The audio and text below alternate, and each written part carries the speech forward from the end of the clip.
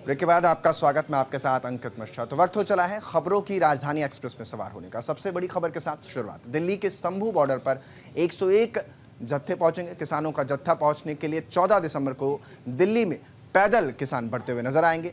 किसान नेता सरवन सिंह पंढेर ने इसकी जानकारी दी है। किसानों से दिल्ली कूच करने का उन्होंने आह्वान किया है। शंभू बॉर्डर पर डटे हुए किसानों ने एक बार फिर से दिल्ली कूच का ऐलान कर दिया है।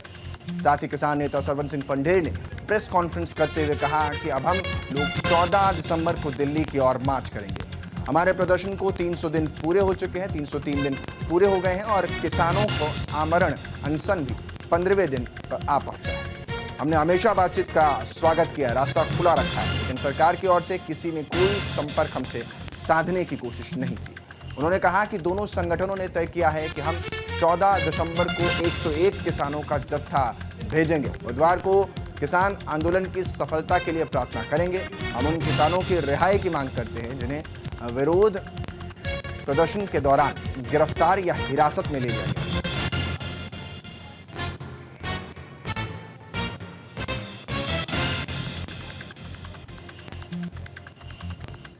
संगठनों ने वहां प्रदर्शन किया, वहां उनको गिरफ्तार कर लिया गया। जो दोनों फोरमों ने एमपी के घरों के आगे प्रदर्शन करना था, कुछ जगह पर वहां भी एमपी के घर के सामने प्रदर्शन करने की गिरफ्तारियां हुई हैं। इसी तरह से अभी दिल्ली वाले किसान भी रिहा नहीं हुए हैं। तो दोनों फोरमों की मांग है अभी जहां भी पीसफुली ढंग से किसान मजदूर अपना प्रदर्शन करते हैं, उनके प्रदर्शन करने का हक है, उन सबको रिहा किया जाना चाहिए। और फिर हम आज जितने भी हमारे सेलिब्रिटीज हैं, पंजाब अथवा अन्य राज्यों के गायक हैं, हमारे धार्मिक जितने भी नेता हैं, हमारे धार्मिकता में बहुत से सिख समाज में रागी ढाडी कीर्तनीय होते, सबको विनती है कि अब जहां जहां प्रोग्राम करते हो तहां तहां आप लोग किसान आंदोलन की जय जरूर करा करो। यही सपोर्ट हमारी बहुत बड़ी होती है। हरियाणा के मुख्यमंत्री नायब सिंह सैनी ने ईवीएम और किसानों की एमएसपी के मुद्दे पर कांग्रेस और आम आदमी पार्टी को घेरा। उन्होंने आरोप लगाते हुए कहा कि कांग्रेस के लोग लूटने का काम दोनों हाथों से करते हैं। भ्रष्टाचार का असर गरीब व्यक्ति के ऊपर पड़ता था, उनके अरमान दबते थे, उनके जो सुविधाएं मिलनी थी वो उन तक कभी पहुंची ही नहीं। आज उनको ईवीएम हैक दिखाई दे रहा है। वहीं आम आदमी पार्टी को घेरते हुए उन्होंने कहा कि आम आदमी पार्टी ने कांग्रेस से ज़्यादा भ्रष्टाचार किया है और ये कांग्रेस से भी बड़े भ्रष्टाचारी निकले। दोनों एक ही थाली के चट्टे बट्टे हैं। का अभियान वो चल रहा था और एक बड़ा टारगेट हरियाणा के अंदर 50 लाख का प्राथमिक सदस्य बनाने का लिया था, जिसमें से लगभग 33-34 लाख लोगों की सदस्यता हो गई है। और अब सक्रिय सदस्य जिन लोगों ने 100 या 100 से ज्यादा मेंबर बनाए हैं, ऐसे लोगों को सक्रिय सदस्य बनाने का आज शुभारंभ माननीय अध्यक्ष जी ने किया है। किसानों की तरफ से अपनी मांगों को लेकर दिल्ली कूच करने पर शिरोमणि अकाली दल के प्रवक्ता अमरदीप सिंह धारणी ने केंद्र और हरियाणा सरकार पर निशाना साधा है। उन्होंने कहा कि मौजूद किसान नेता ढलेवाल ने चिंता जताई है। उन्होंने कहा कि केंद्र सरकार की तरफ से बनाई कमेटी ने किसानों की हालत जाहिर की है।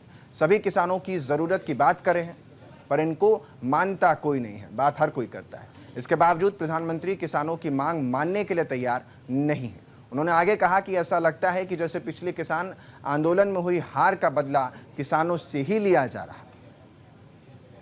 ये बयान साफ तौर पर कई निशान या सवाल खड़े करता है। ਬਣਾਉਣਾ ਤੇ ਇੱਕ ਪਹਿਲਾ ਧਰਨਾ ਜਿਸ ਤਰਜ ਤੇ ਖਤਮ ਹੋਇਆ, ਹੁਣ ਇੱਕ ਧਰਨਾ ਜਿਹੜਾ ਹੈਗਾ ਖਨੌਰੀ ਔਰ ਸ਼ੰਭੂ ਬਾਰਡਰ ਦੇ ਉੱਤੇ ਪਿਛਲੇ ਤਕਰੀਬਨ 1 ਸਾਲ ਤੋਂ ਲੱਗਿਆ ਵਾ ਔਰ ਕਿਸਾਨਾਂ ਦੀਆਂ ਮੰਗਾਂ ਮਨਵਾਉਣ ਵਾਸਤੇ ਲੱਗਿਆ ਵਾ ਔਰ ਬਹੁਤ ਹੀ ਡੈਮੋਕ੍ਰੈਟਿਕ ਢੰਗ ਦੇ ਨਾਲ ਉਹ ਧਰਨਾ ਜਿਹੜਾ ਹੈਗਾ ਚੱਲ ਰਿਹਾ ਔਰ ਉਸ ਦੀ ਜਿਹੜੀ ਹੈਗੀ ਆ ਤਰਤੀਬ ਜਿਹੜੀ ਪਿਛਲੇ ਦਿਨਾਂ ਦੇ ਵਿੱਚ ਜਿਸ ਹਿਸਾਬ ਦੇ ਨਾਲ ਹਰਿਆਣੇ ਦੀ ਗਵਰਨਮੈਂਟ ਨੇ ਜਿਸ ਤਰ੍ਹਾਂ ਜਿਹੜਾ ਹੈਗਾ ਕਿਸਾਨਾਂ ਦੇ ਉੱਤੇ ਹਮਲੇ ਕੀਤੇ, ਜਿਸ ਤਰੀਕੇ ਦੇ ਨਾਲ ਕਿਸਾਨਾਂ ਨੂੰ ਜਿਹੜਾ ਹੈਗਾ ਕੁੱਟਮਾਰ ਕਰਨ ਦੀ ਕੋਸ਼ਿਸ਼ ਕੀਤੀ।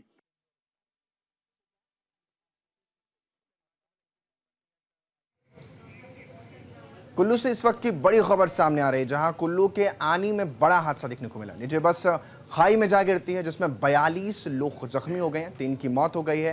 स्वाड निगान सड़क मार्ग पर यह हादसा बताया जा रहा है।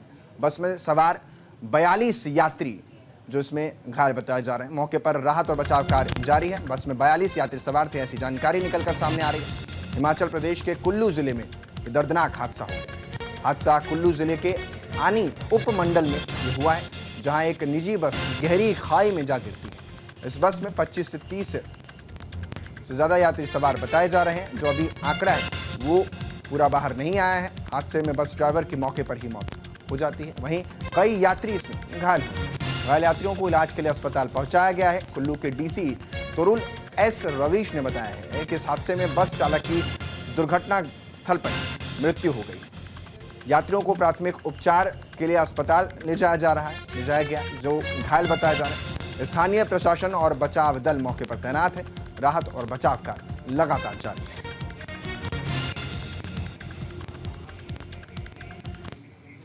धार्मिक सजा भुगत रहे शिरोमणि अकाली दल के प्रधान और पूर्व सीएम सुखबीर सिंह बादल पर गोली चलाने की घटना के मामले में दर्ज की गई एफआईआर का मामला लगातार तूल पकड़ रहा है और अकाली दल बादल के लीडरशिप की ओर से लगातार हमलावर के खिलाफ दर्ज की गई एफआईआर पर सवाल उठाए जा रहे हैं। भटिंडा में मेंबर पार्लियामेंट बीबा हरसिमरत कौर बादल ने दफ्तर में प्रेस कॉन्फ्रेंस की अपने। वहीं अकाली दल के बुलारे परमबंस बंटी रोमाड़ा ने कहा कि मुख्यमंत्री भगवंत सिंह मान ने अकाली दल के प्रधान सरदार सुखबीर सिंह बादल पर हुए हमले की साजिश पर पर्दा डालने के लिए झूठी एफआईआर दर्ज करके कवर अप मुहिम शुरू की है। उन्होंने मामले पर सीबीआई जांच की मांग भी की है। दरअसल सुखबीर बादल पर यह गोली चलाई गई थी, जिसके बाद से पूरा मामला संज्ञान में आया है। बड़ा चिंता का विषय है। सारा पंजाब देख रहा है कि जिस दिन तो श्रोमणी अकाली दल के प्रधान, पंजाब के साबका उप मुख्यमंत्री, उन्होंने हमला होया, दरबार साहब जानलेवा हमला होया नहीं, मैं कहूँगा पुलिस की मिली भुगत नाल करवाया गया।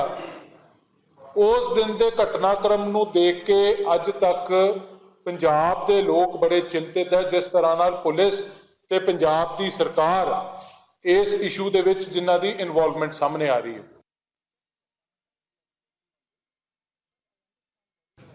अगली खबर की तरफ आपको लिए चलते हैं। पंजाब के फजिल्का में अबोहर हाईवे पर ट्रैफिक पुलिस ने नाकाबंदी की, जहां पुलिस की ओर से स्पीडोमीटर लगाकर ओवर स्पीड आ रहे वाहनों के चालान किए जा रहे हैं। इसी दौरान स्पीडोमीटर में विधायक नरेंद्र पाल की गाड़ी आ जाती है। हालांकि विधायक नरेंद्र पाल की गाड़ी की स्पीड लिमिट में थी, लेकिन इसके बावजूद विधायक नाके पर रुक जाते हैं और पुलिस कर्मचारियों को हाईवे पर स्पीड लिमिट का साइन बोर्ड लगाने की हिदायत भी देते हैं।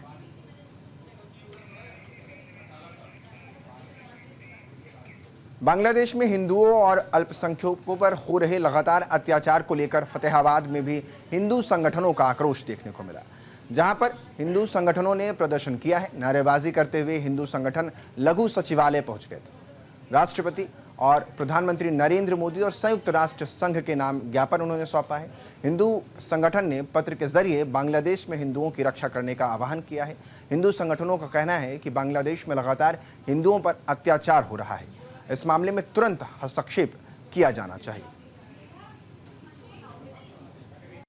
हमारे डीसी साहब को ज्ञापन दिया गया आज, और ये एक रोष प्रदर्शन था। बांग्लादेश में जो नरसंहार हो रहा है, बांग्लादेश के अंदर जो हिंदुओं पर अत्याचार हो रहा है, बांग्लादेश में जो मठ और मंदिर तोड़ दिए गए हैं और जो हिंदुओं की बहू और बेटियों पर अत्याचार हो रहे हैं, उसके लिए ये जितने भी विधर्मी कट्टरपंथी लोग हैं, इन लोगों ने हिंदुओं का वहां पर इस प्रकार से मारकाट की है, ऐसी तो 1947 में भी नहीं हुई। ये एक भारत का बनाया हुआ देश था ये बांग्लादेश, और कहाँ हिंदुओं के खाने पर पल रहे ये लोग। और हिंदुओं को इस बात को समझ जाना चाहिए कि एक रहेंगे तो सेफ रहेंगे, अगर बंटकर रहेंगे तो कटते ही रहेंगे।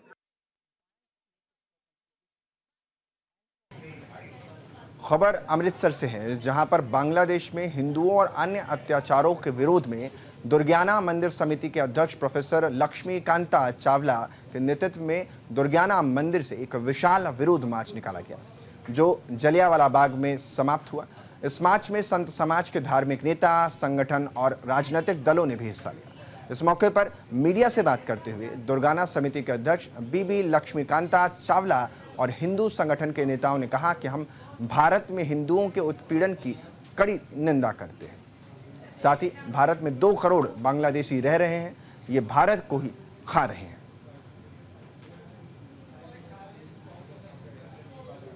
ਅੱਜ ਜਿਹੜਾ ਬੰਗਲਾਦੇਸ਼ ਵਿੱਚ ਸਾਡੇ ਹਿੰਦੂਆਂ ਸਨਾਤਨੀਆਂ ਨਾਲ ਅਤਿਆਚਾਰ ਹੋ ਰਿਹਾ, ਮੰਦਰਾਂ ਦੇ ਵਿੱਚ ਅੱਗ ਲਾਈ ਜਾ ਰਹੀ ਆ। ਇਸ ਸੰਬੰਧ ਵਿੱਚ ਅੱਜ ਪੂਰੇ ਸਨਾਤਨੀ ਇਕੱਠੇ ਹੋ ਕੇ ਰੋਸ ਮਾਰਚ ਕੱਢ ਰਹੇ ਨੇ। ਮਾਨਯੋਗ ਪ੍ਰਧਾਨ ਮੰਤਰੀ ਜੀ ਨੂੰ ਇਹ ਦੱਸਣਾ ਚਾਹੁੰਦੇ ਆ ਕਿ ਗੱਲਬਾਤ ਦਾ ਸਮਾਂ ਖਤਮ ਹੋ ਗਿਆ ਹੈ, ਹੁਣ ਉਹਨਾਂ ਨੂੰ ਜਵਾਬ ਦੇਣ ਦਾ ਸਮਾਂ ਆ। ਇਸ ਕਰਕੇ ਸਾਰੇ ਹੀ ਸਨਾਤਨੀ ਅੱਜ ਇਕੱਠੇ ਹੋ ਕੇ ਇੱਥੋਂ ਰੋਸ ਮਾਰਚ ਕੱਢ ਰਹੇ ਨੇ। ਨਾਲ ਅੱਜ ਗੱਲ ਕਹਿਣ ਲੱਗਿਆ, ਮੈਂ ਇਹ ਵੀ ਨਹੀਂ ਝਕਾਂਗਾ ਕਿ 2 ਕਰੋੜ ਬੰਗਲਾਦੇਸ਼ੀ ਹਿੰਦੁਸਤਾਨ ਦੇ ਵਿੱਚ ਹੈਗੇ ਨੇ, ਫਿਰ ਅਸੀਂ ਵੀ ਇੱਟ ਦਾ ਜਵਾਬ ਪੱਥਰ ਨਾਲ ਦੇਣਾ ਜਾਣਦੇ ਆ। ਉਸ ਤੋਂ ਬਾਅਦ 1971 ਵਿੱਚ ਹਿੰਦੁਸਤਾਨ ਨੇ, ਭਾਰਤ ਨੇ ਬੰਗਲਾਦੇਸ਼ ਵਸਾਇਆ।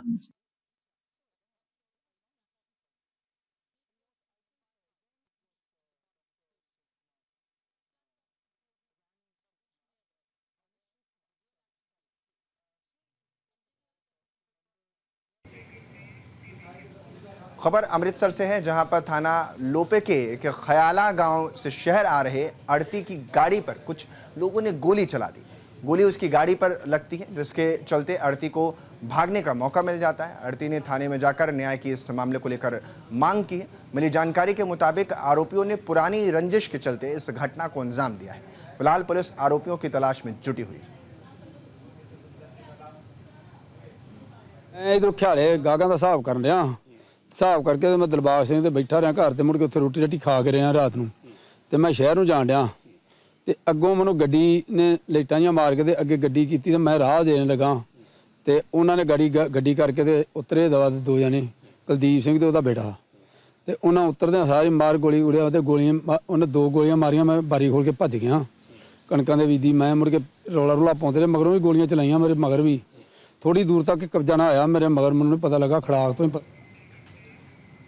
गुरुग्राम से इस वक्त की बड़ी खबर सामने आ रही है, जहां बार के बाहर शख्स ने देसी बम फेंक दिया है। देसी बम से डराने का प्रयास किया गया है। दरअसल इस बम फटने से स्कूटी और बोर्ड क्षतिग्रस्त बताया जा रहा है। एक बम को मौके से ही निष्क्रिय यानी डिफ्यूज कर दिया गया। पुलिस ने 2 आरोपियों को इस मामले में गिरफ्तार किया है। गुरुग्राम के सेक्टर 29 में पब बार के बाहर पुलिस ने एक व्यक्ति को 2 देसी बम फेंकते देखा था, जिसमें से एक को निष्क्रिय कर दिया गया, उसी समय डिस्पोज कर दिया गया। लेकिन एक बम के फटने से एक स्कूटी और क्लब का बोर्ड क्षतिग्रस्त हो गया है। प्रारंभिक जांच के अनुसार बम फेंकते समय आरोपी नशे में था। वो 2 बम और फेंकने वाला था, लेकिन पुलिस ने उसे उसी वक्त रोक दिया, कॉर्डन ऑफ कर दिया। पुलिस ने 2 संदिग्धों को हिरासत में भी इस मामले में लिया है और पूछताछ में लगातार जुटी है।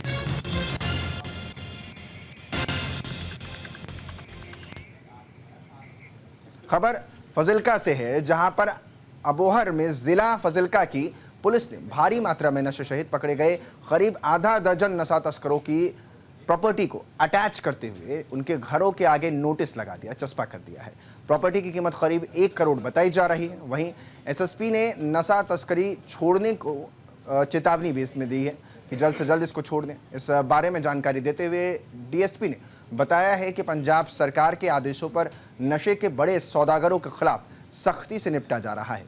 वहीं उन्होंने कहा कि अब ये लोग ना तो अपनी प्रॉपर्टी बेच पाएंगे और ना ही कोई इनकी प्रॉपर्टी को खरीद सकेगा। उन्होंने आगे कहा कि पंजाब पुलिस नशा तस्करों को काबू करने के लिए लगातार प्रयासरत है। एसएसपी साहब फाजिल्का सरदार वरिंदर सिंह बराड़ पीपीएस ਦੇ ਦਿਸ਼ਾ ਨਿਰਦੇਸ਼ਾਂ ਤਹਿਤ ਨਸ਼ਿਆਂ ਦੇ ਖਿਲਾਫ ਚਲਾਈ ਹੋਈ ਮੁਹਿੰਮ ਦੇ ਵਿੱਚ ਅਸੀਂ ਦੋਨੋਂ ਡਿਮਾਂਡ ਸਾਈਡ ਅਤੇ ਸਪਲਾਈ ਸਾਈਡ ਆਫ ਡਰੱਗਸ ਨੂੰ ਐਡਰੈਸ ਕਰ ਰਹੇ ਹਾਂ। ਇਸੇ ਲੜੀ ਦੇ ਤਹਿਤ ਜਿਹੜੇ ਬਿਗ ਫਿਸ਼ ਨੇ, ਜਿਹੜੇ ਵੱਡੇ ਸਮਗਲਰਸ ਨੇ, ਜਿਨ੍ਹਾਂ ਤੇ ਹੈਵੀ ਰਿਕਵਰੀ ਦੇ ਮੁਕੱਦਮੇ ਦਰਜ ਨੇ, ਉਹਨਾਂ ਦੀਆਂ ਅਸੀਂ ਪ੍ਰਾਪਰਟੀਜ਼ ਅਟੈਚ ਕਰਵਾ ਰਹੇ ਹਾਂ। ਸੋ ਅੱਜ ਅਸੀਂ ਜਤਿੰਦਰ ਸਿੰਘ, ਰੁਪਿੰਦਰ ਸਿੰਘ, ਜਿਨ੍ਹਾਂ ਪਾਸੋਂ ਹੈਵੀ ਮਾਤਰਾ ਦੇ ਵਿੱਚ ਨਸ਼ੀਲੀਆਂ ਗੋਲੀਆਂ ਬਰਾਮਦ ਹੋਈਆਂ ਸੀ। पंजाब के लुधियाना में शादी के 2 दिन बाद दुल्हन ने फांसी लगाकर आत्महत्या कर ली। उसका शव ससुराल में फंदे पर लटकता हुआ मिला। दुल्हन अपने मायके से फेरे की रस्म पूरी कर ससुराल लौटी थी। महिला की आत्महत्या की सूचना मिलते ही टिब्बा थाना पुलिस मौके पर पहुंचती है। शव को कब्जे में लेकर पोस्टमार्टम के लिए भेज देती है। मृतका की पहचान आरती के रूप में हुई है। पुलिस मायके और ससुराल वालों से पूछताछ कर रही है। अभी तक आत्महत्या का कारण जो है वो पता नहीं लग पाया है।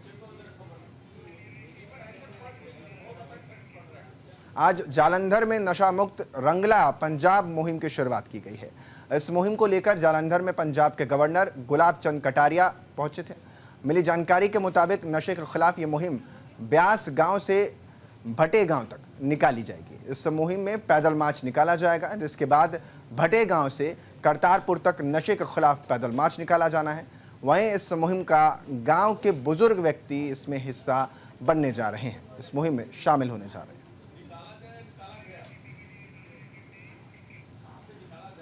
सिरमौर दौरे पर पहुंचे हैं मंत्री हर्षवर्धन चौहान ने नाहन में पत्रकारों से बातचीत की। इस दौरान उद्योग मंत्री और कांग्रेस के वरिष्ठ नेता हर्षवर्धन चौहान ने कहा कि हिमाचल सरकार प्रदेश में समग्र विकास को लेकर गंभीर है। सरकार ने जो भी वादे प्रदेश की जनता से किए हैं उन्हें चरणबद्ध तरीके से पूरा किया जा रहा है। हर्षवर्धन चौहान ने आगे कहा कि प्रदेश की सुखू सरकार प्रदेश में 2 साल का कार्यकाल पूरा कर रही है और इस कार्यकाल के दौरान प्रदेश के कई फैसले सरकार ने लिए हैं जो अहम हैं और प्रमुखता के आधार पर उन वायदों का पूरा भी किया जा रहा है।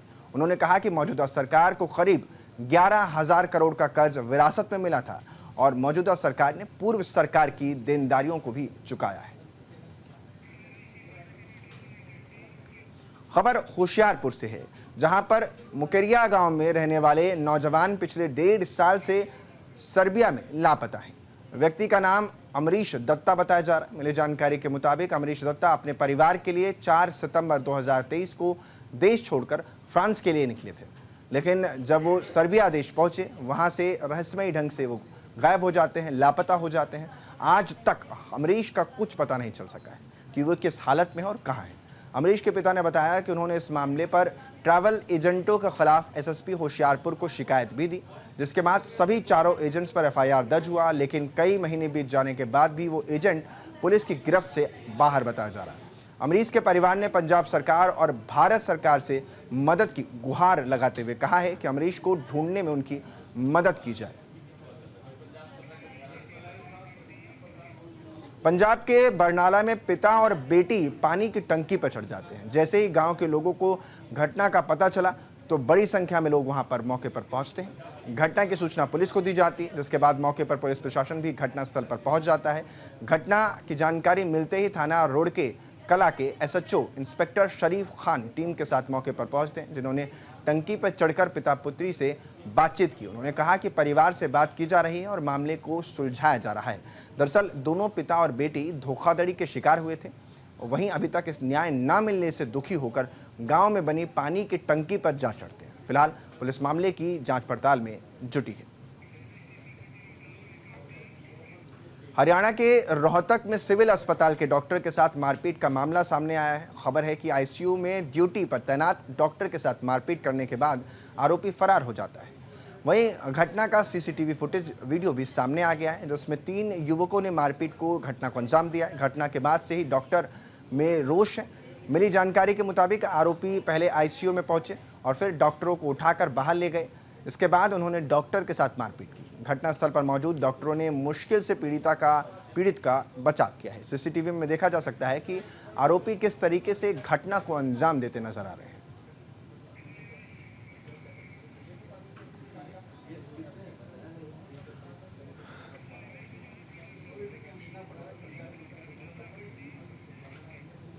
हिमाचल प्रदेश में कांग्रेस सरकार के 2 साल पूरे होने वाले हैं और इसी को लेकर न्यूज़ इंडिया से खास बातचीत करते हुए कांग्रेस प्रवक्ता प्रेम कौशल ने बीजेपी पर जमकर निशाना साधा। उन्होंने कहा कि हिमाचल प्रदेश को कर्ज का मर्ज बीजेपी ने ही बनाया है। बीजेपी ने जाते जाते प्रदेश को 75,000 करोड़ का कर्ज दिया, लेकिन इसे हमारी सरकार की लायकी मानिए कि मात्र 2 साल में कार्यकाल में ही हमारी सरकार ने 2200 करोड़ के करीब का कर्ज जो है अतिरिक्त राजस्व एकत्र कर एक कुशल नेतृत्व का सफल उदाहरण पेश किया है।